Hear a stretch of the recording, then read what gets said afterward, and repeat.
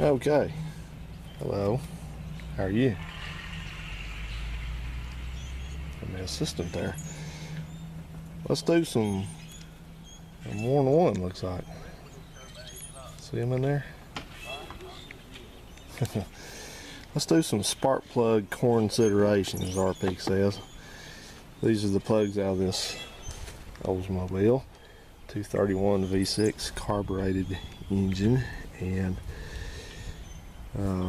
this is not really a how-to tell, you know, the different kinds of problems that would be associated with looking at your spark plugs, but you can look at these and you'll notice that they're all kind of a nice light tan color, and that tells me right away that this engine is healthy. It's not burning oil. It's not got excessively rich mixture, because you can always, if you take your plugs out and it's got kind of a tarry looking deal on the electrodes, the firing in there that you see, if it's got all that going on, kind of like these got this gunk out here, if you see that, then second time that guy went by there,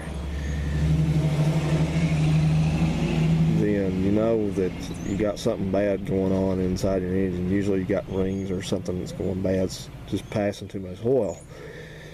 But these look good.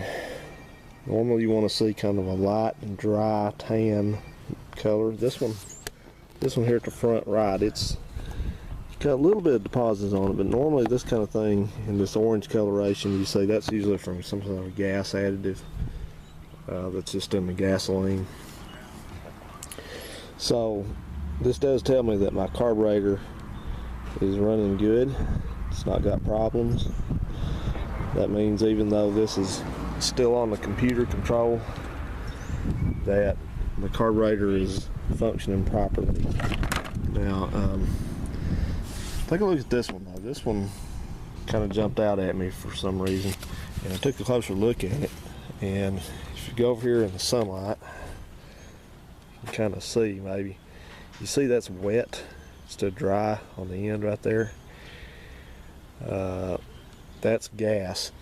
I can smell it. It smells like gas. If it was oil, it'd be black, but it's gas.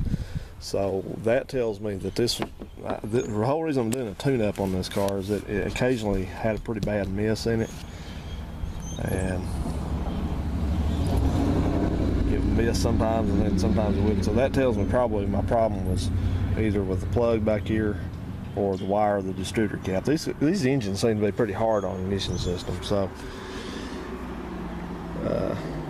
that should straighten that all out.